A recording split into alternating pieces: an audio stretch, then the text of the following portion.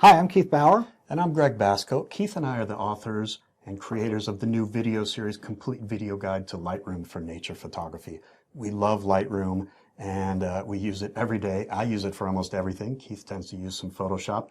But Lightroom is awesome, but it doesn't do a fantastic job at giving us the best interpretation of the data that our big, fancy, expensive cameras can deliver in the form of RAW files. Yeah, we all know that there's some challenging issues with certain RAW files, night images, high ISO images in dark areas, and there's better solutions in today's post-processing world. Yeah, we can do a lot in Lightroom to deal with those and get good results, but I'll tell you what, we both feel that the fairly new software by DxO called PureRaw is a fantastic complement to Lightroom and just lets us start off with super clean high ISO images, super clean night images.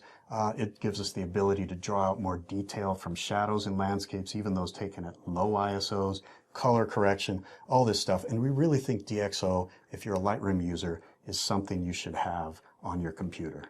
Yeah, so we're going to walk you through its use. How do you get things into it? How do you get things back out of it? Pretty simple, but just seeing it will give you some confidence that you can use it to get the best out of your images. Yeah, you know, because I've done actually a couple of reviews right here on this YouTube channel of DxO PureRaw, and I've gotten a lot of questions of people saying, well, that looks amazing. How exactly does it work? We're going to walk you through exactly how it works and how you can incorporate it into your processing workflow. So let's get to the computer and do it. Sounds good.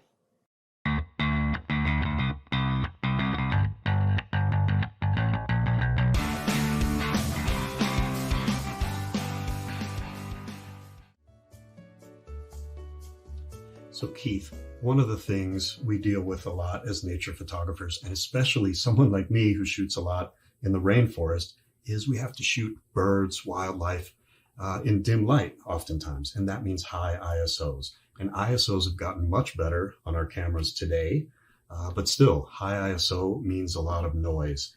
And we're going to show you some ways to deal with that in Lightroom. But recently, there's a new product on the market called DxO PureRaw that just works miracles on current files taken with newer, digital cameras at high ISOs, or those older files that maybe weren't at the highest ISOs like today, but they're still really noisy. And we really think that DxO PureRaw is an important complement for the Lightroom user who does nature photography. And so we really want to show you how we might look at two toucanet pictures, one that Keith took of an emerald or blue-throated toucanet in Costa Rica with a 50D, very old camera at ISO 800. And you might think, well, ISO 800, that's not bad. But on the 50D, you zoom in there and, it can be pretty noisy. And, again, this DxO PureRaw is, I think, gonna really bring new life back into that file. And I shot another toucanet. This is called a crimson rump toucanet in a dim cloud forest in Ecuador toward the end of the day. You can see 4:11 p.m. That's the end of the day in a cloud forest. And ISO 2500, this was on a Canon 5DS.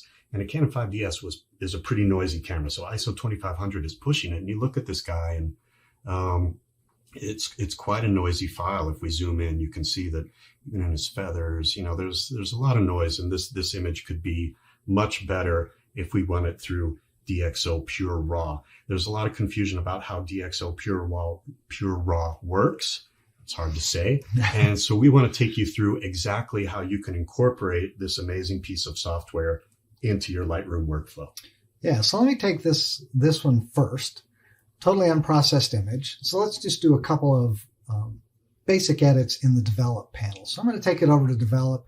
The first thing I'd probably want to do is I want to crop this a little bit. So I'm going to grab the crop tool, get rid of some of the things that I just couldn't deal with in camera. Didn't have quite enough lens. So we're just going to crop it down a little bit. Should note, by the way, that you're cropping freeform, right? That's right. And because you have the little padlock unlocked. And that's fine. That just depends what you want to do. If you lock the padlock, it would keep the same aspect ratio, the same 2:3 format of your digital camera file. Yeah, important for particularly for printing. Some folks like some of the predetermined aspect ratios, 8:10, 5:7, etc. I don't worry about that because I do my own printing and matte cutting, so it's kind of a non-issue, but good point to remember that. So we cropped it in a little bit. Just some basic things that I would probably want to do. I think I'll raise the highlights a little bit just to see if I can get a little bit more light in there. Maybe raise the shadows a little bit to bring up a little bit of detail in the feathers, something like that. Maybe just a tad of texture. Remember, texture, I think of texture very much like the human thinks of texture. It's texture, it's that feeling, as opposed to clarity, which is a contrast. You think very much like the human thinks of it, or you? Yeah, I guess I think like a human. I get to claim it on days. Yeah, that's a good one. Okay, so that's probably about all I would at least do initially. So now that I've done that, we're ready to take this raw file, and I'm just going to go back to grid view, tapping G. I want to take this raw file over to DxO. So just so you can see it over here on my dock that's hidden by the way I have my Mac set up, but there's DxO PureRaw sitting there as a program that I can drag something into. And on the Mac, I can simply take this image, drag it over here, wake up my dock, put it on DxO, and let go. DxO PureRaw is going to start. That image is going to be transferred.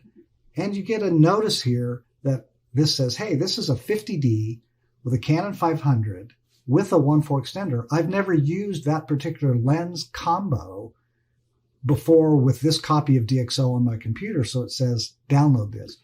What this is for is to do its lens profile corrections, which are very, very good, even with big long lenses where typically you don't see very much change if you use the lens correction in Lightroom. I think DxO's profiles are excellent. And they also profile the cameras. They've built up a huge database of these things, and I think that's what allows them to work their magic. So every time they want to know exactly what camera and what lens you were using so that it can optimize the raw data to give you the best starting point. And I've never had it miss. It always gets it correct because obviously it's part of the metadata, but their database is very complete. It's very quick. I say download the selection. You can see it's already downloaded, save it. Next time I bring in that lens camera combo, it doesn't ask that. It already has it. There's our file. DxO PureRaw is about as easy as it gets. I have the file selected. I choose process photos. There are some very simple options. The default values for the method. They have HQ prime and deep prime. Their terminology, deep prime is their fanciest noise reduction technology. I would always use deep prime. I do too. I've never used one of the other methods, and I haven't seen a need to. No, I just don't see why you'd do that. And then under DxO optical corrections, if I open that up, you can have it do global lens sharpening. So do its own sharpening as a part of its processing. That's on by default. And the lens distortion correction that we mentioned earlier. This option, the lens sharpening, was an update from the original DxO PureRaw. This was not there. And I think there were cases where if you had maybe a lower ISO file, there were possible issues of getting a little too much sharpening. So now they give you the option. Yeah, what I found for sure, and a lot of people were putting, I think, images through DxO PureRaw that they didn't need to be putting through there. Right. When I reviewed it, I found that if you have a low ISO image that's tack sharp, there's no reason to run it through DxO PureRaw. But if you did, for some reason, since it was already amazingly sharp and crisp, that optimal sharpening that DxO is going to apply to the raw data could be too much. And so now, if you did have one of those photos that you want to run through DxO PureRaw for some reason, you could simply toggle that off. Right. So it doesn't optimize the sharpening and possibly create some edge halos and over sharpening artifacts. And then lens distortion correction, why would you want to turn that off? It might be, especially if you took a photo with a fisheye lens and maybe you wanted that distortion for creative effect, you could run it through DxO PureRaw now and get all the benefits, but keep that weird fisheye effect. Right. For me, I generally leave these on, but obviously there are cases where... Especially for these, like we were saying, these are high ISO, noisy photos. I think we're going to want DxO's help for that. And then the only other option available, output format. You're either going to output it as JPEG or a DNG, digital negative. Obviously, DNG is the preferred option. It's a raw file format. So you're going to get a DNG back. So that's always DNG. And so with that DNG, we're going to be able to process just like we would our raw data. It's still raw data. It's just raw data that's better. Right. And then where do you want to put it? This option that says a DxO folder inside of the original image folder. So the folder that it came from, the real physical folder, it's going to create, if it's not already there, a subfolder called DxO and put this resulting DNG in that folder. You'll see that when we... Yeah, I actually like to choose custom folder. Maybe you could click it just for a second, Keith. So if you go down there. I prefer, I created a folder on my hard drive on both my laptop and my desktop when I do this. That's just called DxO processed files. And so I know where all of those are.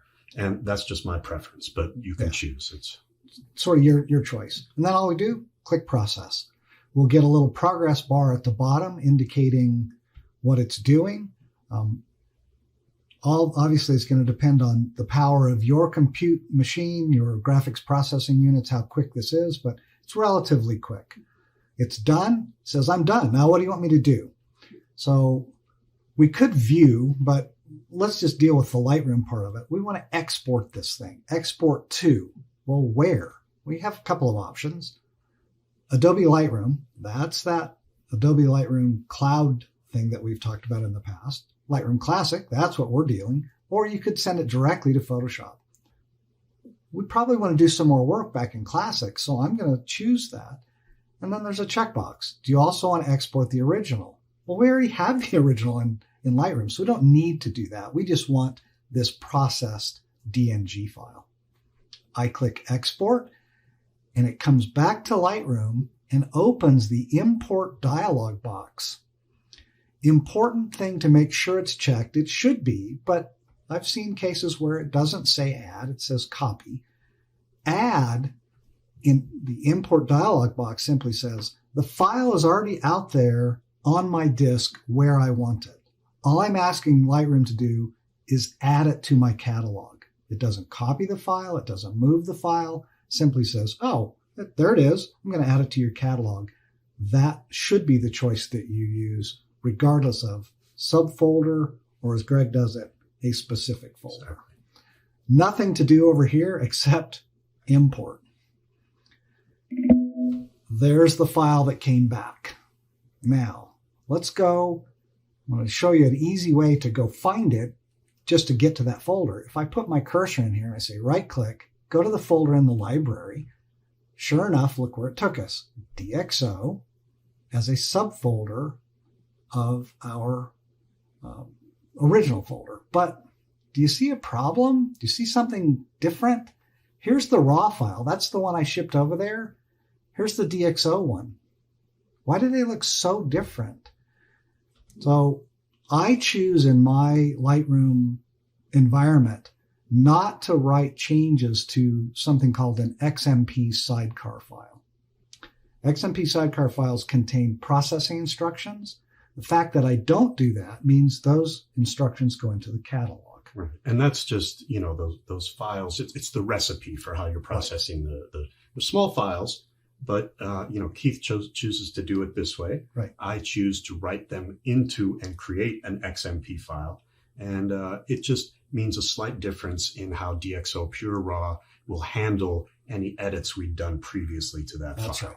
So basically it means those couple of quick edits. I mean, obviously you can see like the crop. That's an edit, right? Well, it's not there. Oh, and this came back as an embedded preview. Let's go ahead and click that. So we're looking at the raw data.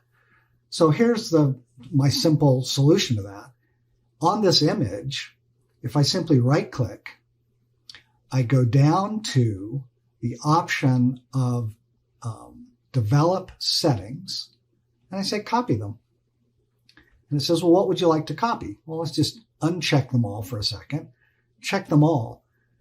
I don't want, the only ones that I don't want any additional work on would be things like sharpening, because I know that DxO has done some work for me. And for the most part, everything else, white, all of the basic settings, tone curve, HSL, had I used that, detail, I'm going to turn that off. I don't need any sharpening or noise reduction. That's why I took it to DxO. And in fact, if you double up on those, you can get some weird results. You don't want that. Mm-hmm. And then everything else, I'm just going to leave it alone. And I say copy those. Go to my DxO version, right click, develop settings, paste. There it is. Now, you see a tonal difference. Image by image, it's going to vary as to what DxO did. But if I take this image to develop by tapping D, you'll see here's those settings that I applied. They're there. But this image is darker, clearly, than the original. So just so we can do a comparison in a moment, let's just take overall exposure. At least get that up similar to what the other one was. That looks pretty good to my eye. It looks okay. I'm going to tap G to go back to grid view. Let's take these two images. So I have my raw file and my deep prime. It comes back and you see the name. I can see it down here. Whatever the raw file was, DxO deep prime DMG. I'm going to tap the letter C for compare. And I'm going to tap Shift Tab to kind of get everything else out of the way. And then I'm going to just click so we go into full 1:1 resolution. Look at the difference, the noise, the sharpness, the overall quality of the image, DxO deep primed versus the original raw. Let's zoom in even a little more, Keith. I think. Yeah, I could, if I grab this and like draw a box like that. Now look at the difference. The one on the left obviously is the DxO version. Look at the background noise. It wasn't horrible, but even at ISO 800 on that older camera, it's not great either. And the other thing it did, the detail in the bird's feathers in the original RAW, it's noisy, it's kind of muddy. Yeah. And, DxO really cleaned that up and just brought back some sharpness to it. In this particular image, look at the beak up here. It's just kind of almost muddy looking because of the noise, and over here it's very clean, but not blurry that some noise reduction software can create those kinds of problems. Yeah, so I think that's a great result. And it's interesting to note that, again, it doesn't matter what sequence we do these things in. We could work on our raw file, then take it to DxO, because, again, all we're doing at this point is instructions. We haven't changed the raw data in any way by adding exposure to the raw file, doing the highlights and shadows, doing cloning, doing anything like that. Right. So this is a very common result that I've seen in my experience using DxO. It's an excellent piece of software for my work, and older images get revived, and even newer images with more modern cameras where you've had to push the ISO. Yeah, so let's take a look at that, remarkable. The Crimson Rump toucanet that I took in Ecuador. So let's go back to our Ecuador folder. So if we go to Ecuador, and here it is. Now, why did I underexpose this image? I don't know. No, but I'll tell you one reason I did, and this may or may not make sense, but I just didn't really want to push my ISO higher than 2500. Now, before you might have said, well, exposing it at a higher ISO versus later raising the exposure in post-processing might get you about the same result, right? So maybe I should have just shot it at ISO 4000 instead of having to raise the exposure now in the computer. But I think now with DxO, once we run this image through DxO and get a cleaner starting result, I think I can actually push the exposure more with less penalty. Yeah. So that's my story, and I'm sticking to it. So it's a matter of, it's a choice we have as creators, and right. Everything we do is frankly a trade-off. You get to choose. I also tend to like darker images personally, just because to me it's like a deep forest bird. But so for this one, since this is my image, it has an XMP file attached to it. So even though it's in this catalog, we have an XMP for this one just to show you the difference in the processing steps with DxO. And so why don't we just do a couple quick things? Let's just zoom in quickly again and take a look at, there's a lot of noise in there. And even in the feathers, I mean, I got a pretty sharp picture, which is... I might have exposed it poorly, but I got it pretty sharp. So 1 point for me. That looks pretty good. But I think, the feathers, it would be nice to remove some of that noise in the feathers hopefully without having detail lost as well. Right. And so I think for this one, we could just raise the exposure slider a bit, right? Okay. And let's take it over to develop. And just the exposure slider. Yeah, just the exposure slider. And, I might do some things, some of these orchid leaves on the branch there. One of them's a little bright. There are some things in the background that I might later in Lightroom with a brush maybe de-emphasize a little bit by darkening. But we're not going to do that right now. I think this is a good starting point. So I say we take it to PureRaw. Okay, so I'll take us back to the grid view. Again, I'm just going to drag this Well, over. let's, we should note, I work on Windows, actually, Keith. And unfortunately for us, for some reason in Windows, you can't drag right from Lightroom over directly into the program, into PureRaw. I don't know why. Something with Windows, I suppose. So what we have to do in Windows is we have to locate this file in our File Explorer, right, in our regular operating system. And we can show you what it looks like here on Mac too. So if I just right-click on the image and on the Mac it's showing Finder, on a Windows box it's going to say Show in File Explorer or Explorer. I can't remember the exact Show in Explorer. And that simply opens a window, in this case a Finder window, but on the Windows machine, an Explorer window, and points you to the... Yeah, and it'll always have it selected, which is nice. So you don't have to go find it. It's there. And just so you see what we were talking about earlier, this file was DGP 7382 NAF. Here's the XMP that exists for that file. We can drag that from here as well, even on a Mac. Mm-hmm. But we just wanted to show you where that difference is between the two operating systems. It's not a big deal. We'll take that, come over here, drop it onto DxO PureRaw. Comes up and it says, well, I don't have this combination again, so I'm going to download it.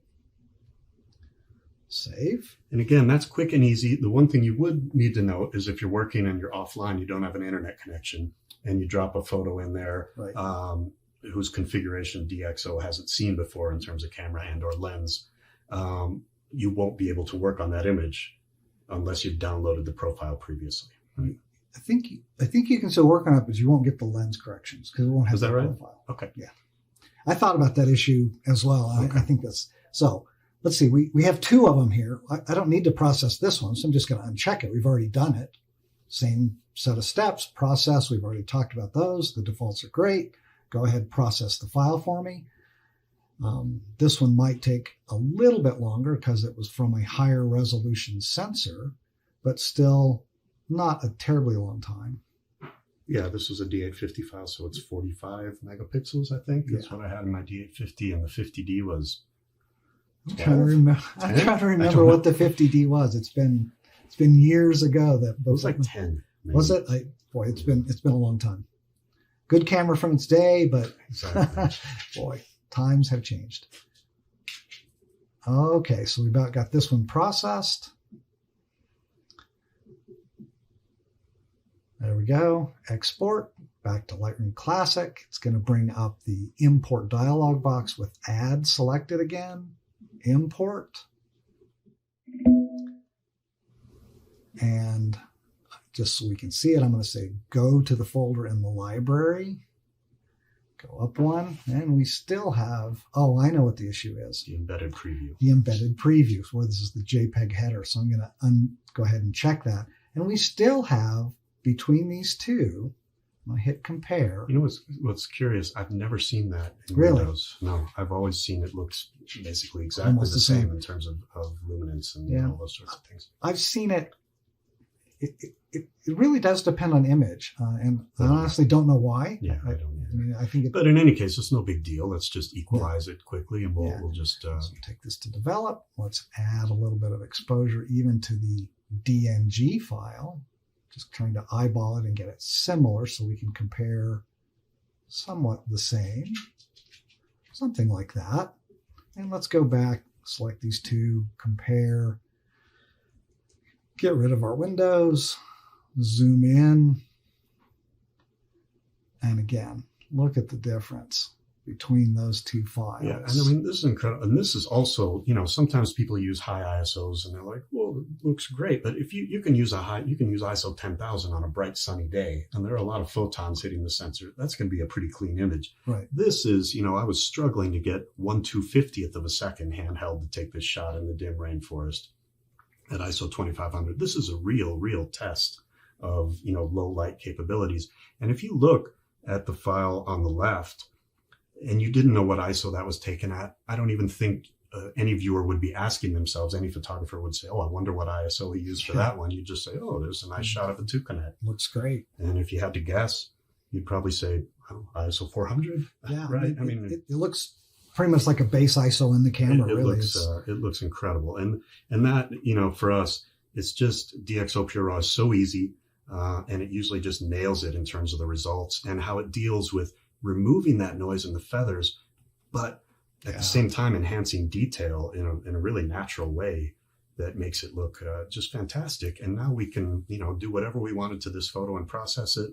And we're going to have a photo that looks like it was taken at a low ISO and nobody would ever know the difference. Yeah, it is truly something that I think has revolutionized the thought of ISO in using. I think so. Using our tools out in the field has just gotten easier. I think photographers way overuse the words game changer and epic, but this is an epic game changer, dude. It has made, it has truly has changed my thoughts a couple of times in the field where I'm like, ooh, and I'm like, I don't care. I know I can deal with this in DxO and get a perfectly clean image and not sweat that shutter speed issue or whatever it is I'm sweating. That's so true. You know, where before I might have been saying, you know, you might be saying, oh, I don't want to go above whatever your tolerance is for ISO on your particular camera. And maybe, you know, you're tight in on a bird or a mammal and you'd really like to get some extra depth of field. Maybe you say, oh, I can stop down to F8 to F11 to get more, you know, the beak and the eyes sharp or the nose and the eyes sharp.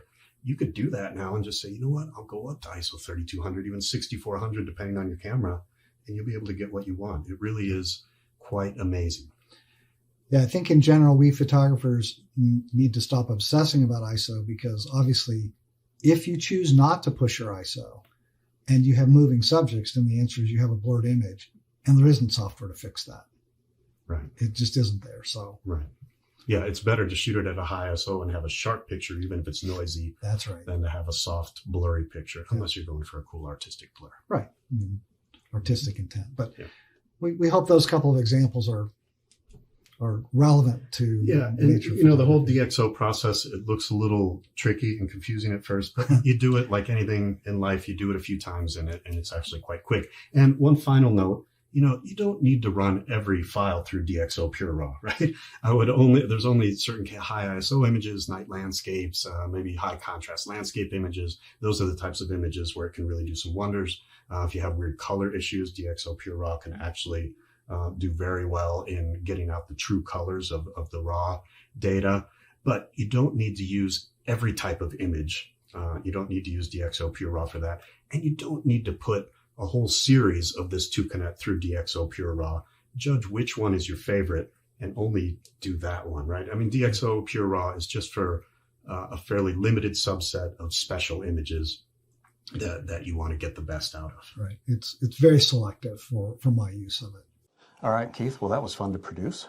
It was great. Yeah. Got to show off that powerful DxO PureRaw software and how you can use it to benefit your raw images. Yeah, so we hope you enjoyed this little video. Thanks for joining us, and we'll catch you next time right here on my YouTube channel. Sounds great. See you then.